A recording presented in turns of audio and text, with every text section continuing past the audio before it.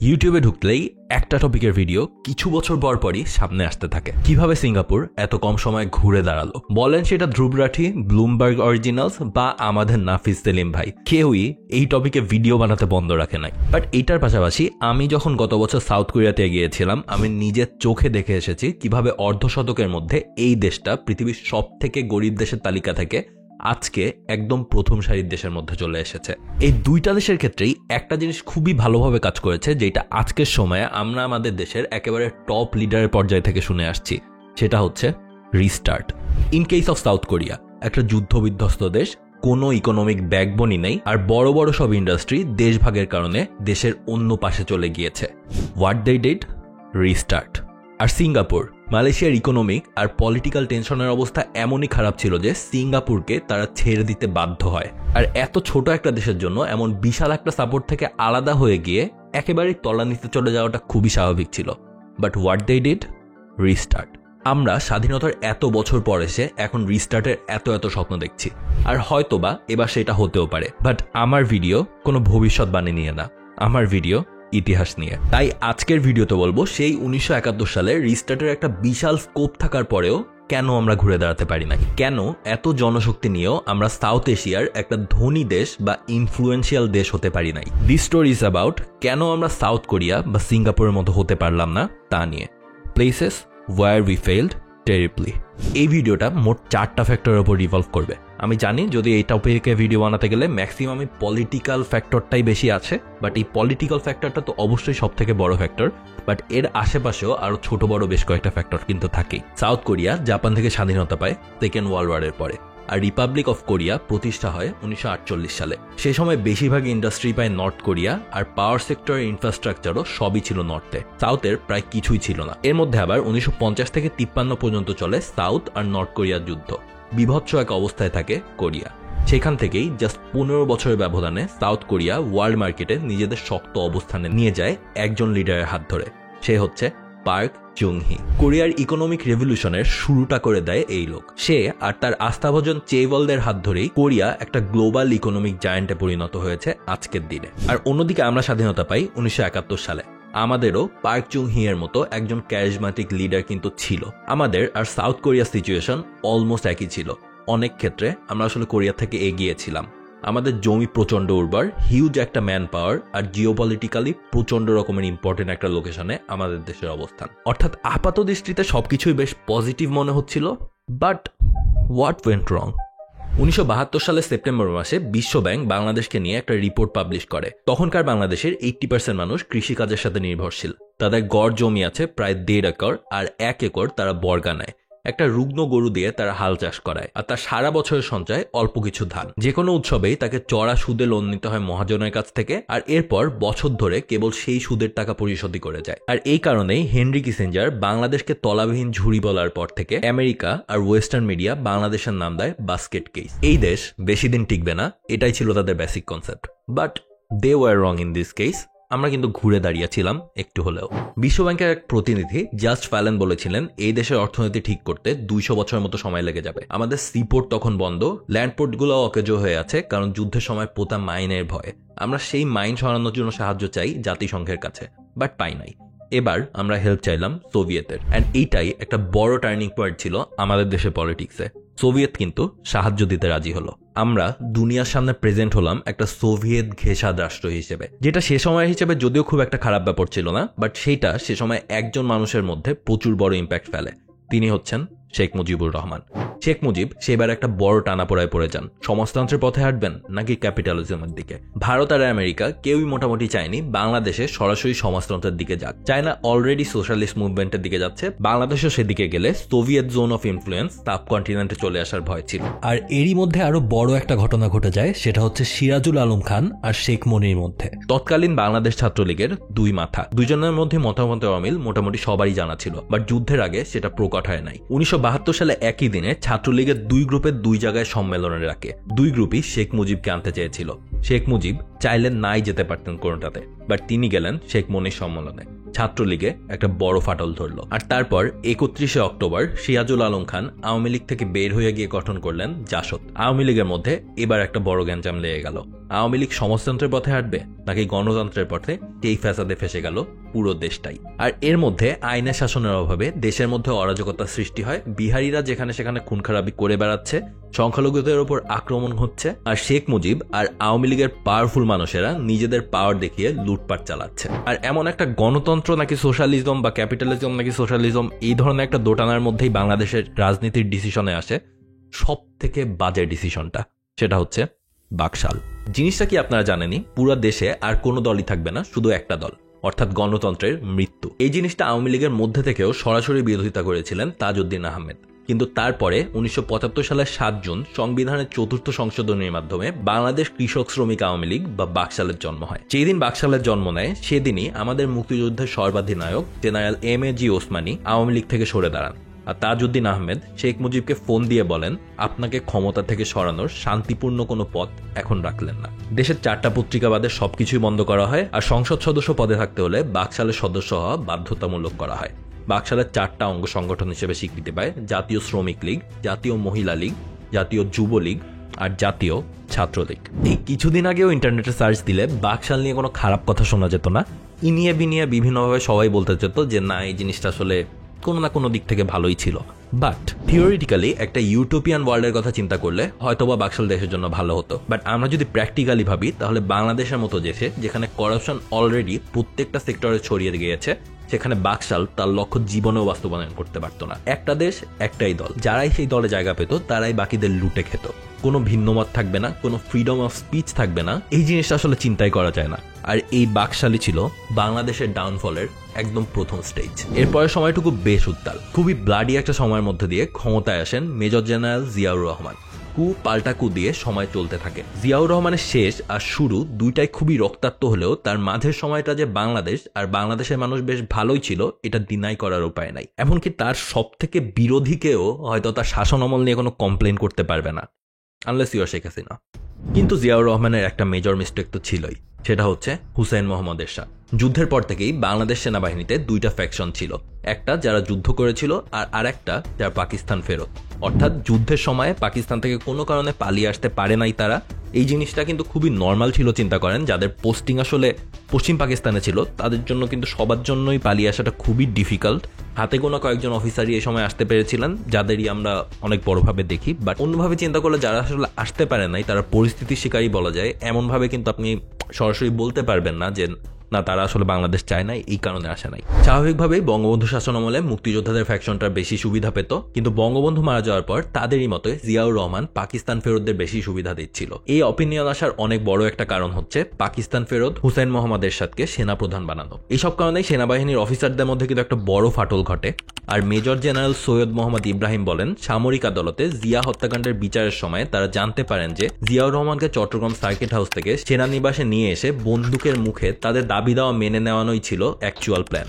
তাকে হত্যা করার কোনো প্ল্যানই সেই সময় ছিল না। দাবিগুলোর মধ্যে এমন দাবি ছিল যে জেনারেল এরশাদকে সরিয়ে জেনারেল মঞ্জুর বা অন্য কোনো মুক্তিযোদ্ধাকে জেনারেল পাওয়ারে বসানো। বাট সার্কিট হাউসের কাছাকাছি যাওয়ার সাথে সাথেই কোনো এক কারণে লেফটেন্যান্ট কর্নেল মেহবুব রহমানের ইউনিট রকেট ফায়ার শুরু করে, আর জবাবে জিয়াউর রহমানের সিকিউরিটি ফোর্সও ফায়ার করে। অর্থাৎ যেটা একটা হস্টেজ সিচুয়েশন হওয়ার কথা ছিল দাবি মানিয়ে নেওয়ার জন্য, সেটা হয়ে যায় একটা ছোটখাটো যুদ্ধ অ্যান্ড অ্যাসাসিনেশন। এর পরের কাহিনী আপনারা সবাই জানেনই, এটা ডিটেলসে গিয়ে আর বোর করবো না। বাট জিয়াউর রহমানের মৃত্যুর সাথে আসলে বাংলাদেশের রাজনীতির স্বাভাবিক হওয়ার সম্ভাবনাও মারা যায়। শুরু হয় বাংলাদেশের রাজনীতির একটা অন্ধকার অধ্যায়। এরশাদ আসে, এরশাদকে নামানোর জন্য বাংলাদেশের ইতিহাসের বিগেস্ট কোয়ালিশন তৈরি হয়। বিএনপি আসে, আওয়ামী লীগ আসে, বিএনপি আসে অ্যান্ড এগেন আওয়ামী লীগ আসে। বাট যেই আসুক না কেন প্রত্যেকেই লেগে থাকে রাগ মেটানোর আর খাওয়ার ধান্দায়। বাংলাদেশের ইতিহাস 2জন মানুষকে কেন্দ্র করে চলতে থাকে। যখন বিএনপি ক্ষমতায় আসে তখন স্বাধীনতার ঘোষক জিয়াউর রহমান, আর যখন আওয়ামী লীগ ক্ষমতায় আসে তখন জাতির পিতা শেখ মুজিব। এরই মধ্যে টানা 5 বার দুর্নীতিতে বিশ্ব চ্যাম্পিয়ন হই আমরা। বাট সেখান থেকে শিক্ষা নিয়ে এরপর দুর্নীতির রূপ বদলিয়ে দিলাম আমরা। শুরু হয় মেগা প্রজেক্ট করা। আর এর মধ্যে রাজনৈতিক সহিংসতা এইসব টপিক তো বাদই দিলাম, কজ প্রত্যেক নির্বাচনের আগেই, মানে যখন আসলে নির্বাচন হতো প্রপার একটু হলেও, তখন প্রত্যেক নির্বাচনের আগে আমরা দেখতে পেতাম কি কি ধরনের সহিংসতা হচ্ছে চারিদিকে। সিপিডি এর 2013 সালের একটা রিপোর্টে বলা হয় হরতালে বাংলাদেশ বছরে $1 বিলিয়ন ভ্যালুর জিডিপি নষ্ট করছিল। আর বিএনপি আমলে এর উপর মাথা চড়া দিয়ে উঠেছিল টেরোরিজম। দেশের 64 জেলায় বোম ব্লাস্টের মতো কাহিনী হয়েছিল এই দেশে। বাংলাদেশের রাজনীতিতে জনগণের কল্যাণ জিনিসটা যে আর হয় এটা কিন্তু খুবই রেয়ার। সব হয় নিজের আর দলের নেতাদের পেট ভরানোর জন্য। হাজার হাজার কোটি টাকা আমাদের দেশ থেকে বের হয়ে যায়, আমরা কিছুই করতে পারি না, কারণ আমাদের পলিটিক্যাল কালচার নষ্ট হয়ে গিয়েছিল। আর আমাদের পলিটিক্যাল কালচারটা নষ্ট হয়েছিল সেই অলমোস্ট স্বাধীনতার পর থেকেই। যেই দুইজন মানুষ সেই কালচারটা ঠিক করতে পারত, তাদের একজন বুদ্ধি না খাটিয়ে বাকশাল বানিয়েছিল, আর একজন এরশাদকে ক্ষমতা দিয়ে সেনাবাহিনীর মধ্যেই একটা দ্বন্দ্ব তৈরি করেছিল। কিন্তু এই চরম পলিটিক্যাল অস্থিতিশীলতা থাকলেও এই সব কিছুর মধ্যেই মাথাচাড়া দিয়ে উঠতে পারত বাংলাদেশ একটা ফ্যাক্টরের চড়ে। সেটাই আমার এই ভিডিওর সেকেন্ড ফ্যাক্টর, সেটা হচ্ছে শিক্ষা। এটাই বাংলাদেশের সব থেকে বেশি অবহেলিত সেক্টর। সাউথ কোরিয়াতে বছরের সব থেকে গুরুত্বপূর্ণ দিন হিসেবে ধরা হয় সুনিয়ং এর দিন। এটা একটা এক্সামের নাম। ওদের স্কুলের একেবারে লাস্ট ইয়ারে এটা হয়। এই দিন পুরো দেশের সব প্রাইভেট ট্রান্সপোর্ট বন্ধ থাকে, এক্সট্রা বাস নামানো হয়, পুলিশ তার ফুল প্রোটোকল নিয়ে রাস্তায় থাকে স্টুডেন্টদের জন্য, আর অ্যাম্বুলেন্সও টহল দেয় পুরো শহরে, যেন কোনো একটা স্টুডেন্টেরই কোনো ধরনের সমস্যা না হয়। আর আমাদের এখানে কিন্তু প্রতি বছরই এমন একটা দুইটা কেস দেখা যায় যে একটু লেট করে আসার জন্য এক্সাম হলে ঢুকতে দেওয়া হচ্ছে না। বাট এত বড় বড় অ্যান্ড একটা মানুষের জীবনের এত সিগনিফিক্যান্ট এক্সাম, সেই দিনে আসলে আমরা অ্যাজ এ নেশন তাকে কিভাবে হেল্প করি, যেটা সাউথ কোরিয়ার দিকে তাকালে কিন্তু পাওয়া যায়। আমাদের দেশের শিক্ষা একটা বড় বিজনেস, ইনফ্যাক্ট সব থেকে লাভজনক ব্যবসায়ী এটা। ক্লাস 1-এর ছেলেমেয়েরাও কোচিং করে, বয়স বাড়ার সাথে সাথে কোচিং এর সংখ্যাও বাড়তে থাকে, সব মুখস্থ করে ডাক্তার ইঞ্জিনিয়ার হয়ে শেষমেশ সবাই আবার বিসিএসই দেয়। লাভটা কি হলো? সেই ব্রিটিশ যে কারিকুলাম দিয়ে গিয়েছিল সেই কারিকুলামই আমরা এখনো মেনে চলি। বিশ্ববিদ্যালয়গুলোতে কিন্তু এখনো কোটি কোটি টাকা বাজেট ঠিকই যায় ইউজিসির পক্ষ থেকে, বাট ল্যাব ইকুইপমেন্টগুলোর দিকে তাকালে মডার্ন কোনো কিছুই নাই। অলমোস্ট পড়ানো হয় সেই 1962 সালের ছাপা বই। পুরো পৃথিবী অটোমেশনে মুভ করলেও আমরা আমাদের বিশ্ববিদ্যালয়গুলোতে এখনো নাট বল্টু দিয়ে অলমোস্ট চাকার রেডিয়াস মাপার মতো কাজ করি। শুনতে খারাপ লাগলেও এখন পর্যন্ত যা যা বললাম এগুলো সবই কিন্তু ফ্যাক্ট। আপনি সরাসরি ডিনাই কিছুই করতে পারবেন না। কিন্তু তার মানে কিন্তু এই না আমরা কখনো ঘুরে দাঁড়ানোর চেষ্টা করিনি, বা আমরা সাধারণ জনগণরা কখনো ঘুরে দাঁড়াতে চাইনি। পৃথিবীর সব থেকে বেশি দুর্যোগ প্রবণ জায়গাগুলোর মধ্যে একটা হচ্ছে বাংলাদেশ। ধ্বংসস্তূপ থেকে ঘুরে দাঁড়াতে কিভাবে হয় সেটা এই বাঙালির চেয়ে ভালো হয়তো আর কেউই জানে না। প্রতিটা মিলিটারি কু আর পলিটিক্যাল ডিজাস্টারের পরেও দেশ তাই ঘুরে দাঁড়িয়েছে। এটা একেবারেই সত্যি। আমাদের আসলে পোটেনশিয়াল যত বেশি ছিল সেই অনুযায়ী ডেভেলপমেন্ট আমরা এখন পর্যন্ত করতে পারি নাই, বাট সেই দোষটা কিন্তু পুরোপুরি যায় আমাদের পলিসি মেকিং এর উপর। যেমন একটা এক্সাম্পল দেই, with our third factor, that is technology. 1993 সালে যখন এসিএ MEWE 3 সাবমেরিন ক্যাবলের সাথে যুক্ত হওয়ার জন্য ফ্রিতে বাংলাদেশকে অফার করা হয়েছিল, সেটা আমরা রিজেক্ট করেছিলাম। কারণ হিসেবে শোনা যায় সিকিউরিটি আর ডাটা চুরির ভয়। আই মিন সিরিয়াসলি, এই ম্যাপের এই দেশগুলোর সবই অ্যাড ছিল এই সাবমেরিন ক্যাবলের সাথে। এইসব দেশের মানুষের ডেটার থেকে আমাদের সেই 90s বাঙালির ডেটার গুরুত্ব এতই বেশি ছিল। পরে যদিও অনেক কাঠখড় পেরিয়ে আমরা সাবমেরিন ক্যাবলের সাথে যুক্ত হই এসিএ MEWE 4 এর মাধ্যমে, সেই 2006 সালে। চিন্তা করেছেন গ্যাপটা কত বেশি? এর মাঝে যদিও 1996 সালের জুনে বাংলাদেশ প্রথম যোগ হয়েছিল ইন্টারনেটে ভিস্যাট লিঙ্কের মাধ্যমে। ভিস্যাটের ফুল ফর্ম হচ্ছে ভেরি স্মল অ্যাপারচার টার্মিনাল। মানে আলাদা করে আসলে আর বোঝানো লাগবে না আপনাদের এটা যে সাবমেরিন ক্যাবল থেকে কতটা ডিসঅ্যাডভান্টেজ। এর মাঝে 3G এসেছে, যেটাতে আমরা স্বাভাবিকভাবেই লেট, আর তারপর 2018 সালে আমরা 4G পেলাম। বাট ততদিনে সারা দুনিয়াতেই 4G তো চলে গিয়েছেই, ওরা 5G নিয়ে কাজ করা শুরু করে দিয়েছে। আর মোবাইল ডেটার স্পিডের দিক থেকে আমাদের পজিশন 88 নম্বরে, আর ব্রডব্যান্ডের দিক থেকে 97। আর এখানেই বাকি যে দুই দেশের কথা উল্লেখ করেছিলাম ভিডিওর একদম শুরুর দিকে, তাদের অবস্থা কি চলেন তো দেখি। 1980 সালেই সাউথ কোরিয়া সেমিকন্ডাক্টরের উপর বিশাল ইনভেস্টমেন্ট করে, আর এই কারণেই সেখান থেকে স্যামসাং আর LGর মতো কোম্পানিগুলো গ্লোবাল জায়ান্ট হতে পেরেছিল। আর যদি ইন্টারনেটের দিকে তাকাই তাহলে কোরিয়া এখন 5G এর লিডার। আর 2019 সালে 90% সাউথ কোরিয়ানের পৃথিবীর সব থেকে ফাস্টেস্ট মোবাইল ইন্টারনেটের অ্যাক্সেস ছিল। আর সিঙ্গাপুর 2000 সালে স্মার্ট নেশন ইনিশিয়েটিভ লঞ্চ করে, যার গোল ছিল পুরো সিঙ্গাপুরকে কানেক্ট করা আর একটা ডেটা ড্রিভেন সোসাইটি বানানো। আজকে ডিজিটাল হেলথ কেয়ার থেকে সেলফ ড্রাইভিং বাস পর্যন্ত সিঙ্গাপুরের টেক ডেভেলপমেন্টের চোখে পড়ার মতো ব্যাপার। আর আমাদের নাকি 5G আসবে এটা নিয়ে বিশাল মার্কেটিং চলছিল গত প্রায় অলমোস্ট 2 বছর আগের থেকেই। এমনকি এমনও আওয়ামী প্রোপাগান্ডা শোনা গিয়েছিল আমরা 5G পাওয়া প্রথম কয়েকটা দেশের মধ্যে নাকি হতে যাচ্ছি। ওয়েল, গেস হোয়াট, ওকলার মতে বিশ্বের 128টা দেশের মাঝে এখন 5G আছে। আর আপনি যখন এই ভিডিওটা দেখছেন আপনার মোবাইলে এখনো 4G উঠে আছে হয়তো, কিংবা কোনো কোনো ক্ষেত্রে 3Gও থাকতে পারে। এবার আমার ভিডিওর last factor, economic policies and industrialisation. Economic policy একটা দেশকে শেপ করে। চলেন সিঙ্গাপুর আর কোরিয়ার দিকে তাকাই। সিঙ্গাপুর একটা ছোট দেশ with literally no natural resources. কিন্তু 1960 সালে গভর্নমেন্ট থেকে aggressive export driven model adapt করা হয়। তারা ফরেন ইনভেস্টরদের অ্যাট্রাক্ট করা শুরু করে, বিজনেস ফ্রেন্ডলি এনভায়রনমেন্ট দেখিয়ে আর top notch of infrastructure develop করে। আর এই কারণেই আজকের দিনে সিঙ্গাপুর একটা global trade hub and home to digital moments. আর সাউথ কোরিয়ার কথা তো আমার বিভিন্ন ভিডিওতে আপনারা জানেনই, তারপর আর একবার বলি। 1950-এর পর তারা ইন্ডাস্ট্রিয়ালাইজেশনকে প্রথম অ্যাপ্রোচ হিসেবে ধরে। তাদের সব থেকে বড় ইন্ডাস্ট্রিয়ালিস্টদের দেশের উন্নতিতে এগিয়ে আসতে বাধ্য করে। খেয়াল করেন, এই ইন্ডাস্ট্রিয়ালিস্টরা কিন্তু আমাদের দেশের ইন্ডাস্ট্রিয়ালিস্টদের মতো দেশের পলিটিক্সে এসে হস্তক্ষেপ করছিল না। তারা কিন্তু অর্থাৎ পলিটিশিয়ান হয়ে যাচ্ছিল না। তারা জাস্ট নিজেদের কোম্পানিকে গ্রোথ দিয়েছে আর সেগুলোকে ওয়ার্ল্ড স্ট্যান্ডার্ডে নিয়ে গিয়েছে। ফলাফল companies like LG, Samsung, Hyundai.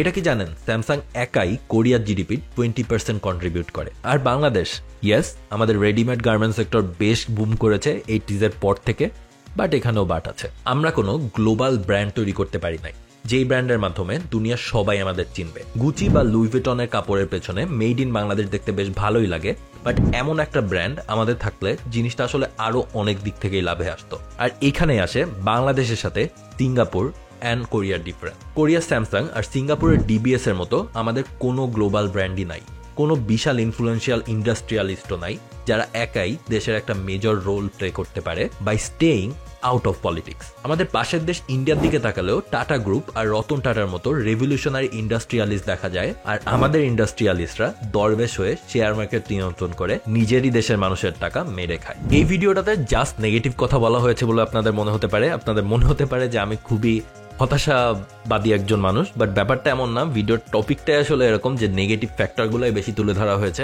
Positive factor তো আসলে আমরা অনেক শুনি, সবসময় বিভিন্ন দিকে দেখা যায়। আমি জাস্ট বলতে চেয়েছি আমাদের অনেক অপরচুনিটিসই এখনো আছে। এমন না যে আমাদের অপরচুনিটিস সবই ফুরিয়ে গিয়েছে। আমাদের ঘুরে দাঁড়ানোর অপরচুনিটিস, রিস্টার্টের অপরচুনিটিস এখনো প্রচুর আছে, বাংলাদেশের মার্কেটে প্রচুর আছে। বাট গত 50 বছরেও এই ধরনের আরো অনেক অপরচুনিটিস ছিল, আমরা সেইগুলো কিন্তু মিস করেছি। আর সেই মিস করা নিয়েই আমার আজকের ভিডিওটা। তাই আমাকে আবার একেবারেই দেশ নিয়ে কোনো আশাই রাখি না এই ধরনের মানুষ ভেবেন না। This is only for this video. তবে চেঞ্জ কিন্তু আসছে, নতুন জেনারেশন সারা দুনিয়া দেখছে, আর তারা দুনিয়া দেখার সুবিধাটা হচ্ছে তারা নিজের দেশেও এইসব জিনিসপত্র চাবে।